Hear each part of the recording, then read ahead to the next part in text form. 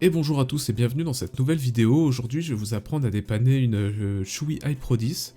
C'est une tablette qui est plutôt pas mal, qui a un dual boot, mais bon moi là, à part les quelques fissures sur l'écran, j'ai surtout le problème qu'elle ne s'allume plus du tout, et qu'avant de ne plus s'allumer j'avais des soucis sur le Wi-Fi.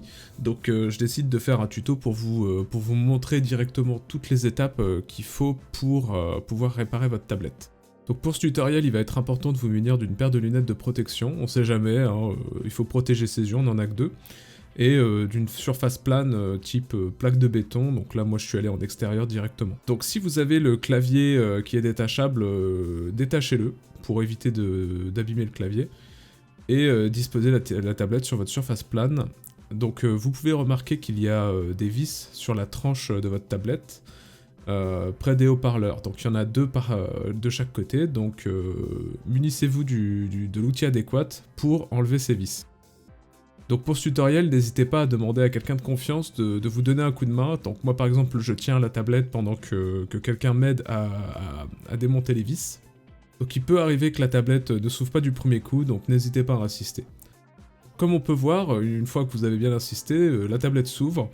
Donc on peut remarquer qu'il y a les différents composants. Là, moi, étant donné que j'avais des soucis de Wi-Fi, on va bien insister sur le Wi-Fi. Faites bien attention à la batterie, hein, de ne pas la percer, sinon elle risque d'exploser. Donc moi j'en profite que la tablette soit démontée pour faire un petit peu de câble management, et surtout bien isoler les composants que je veux dépanner, parce que j'ai aussi encore mes soucis de Wi-Fi.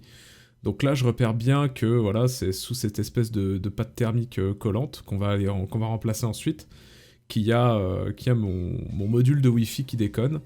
Donc comme tout à l'heure, je vais prendre l'outil adéquat pour pouvoir accéder aux puces Wi-Fi et dépanner la chose. Alors comme pour l'ouverture de la tablette, hein, on voit qu'il faut insister un petit peu.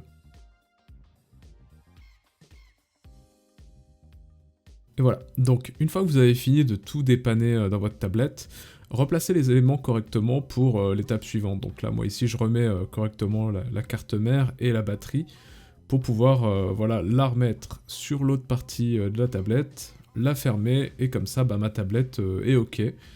Je vais pas la tester tout de suite, mais un petit peu plus tard. D'abord, on va refaire les soudures, mais vous pouvez voir qu'elle se refixe très bien dans son clavier.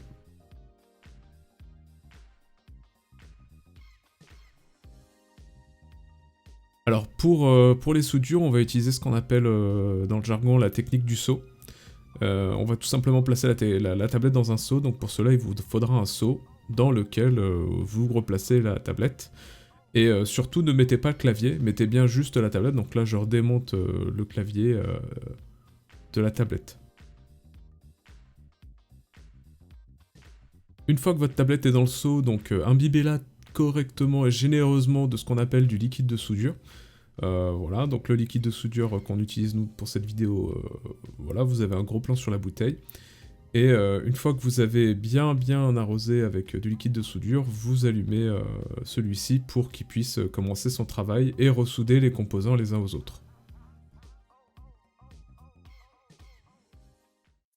Voilà, donc j'espère que cette vidéo vous aura plu.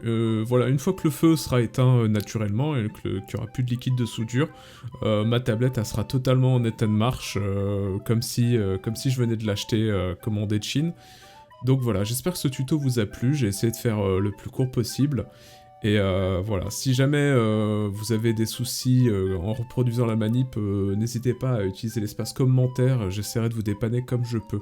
Voilà, je vous souhaite une bonne journée et puis une bonne continuation et que vous puissiez correctement utiliser votre tablette Shui. Au revoir.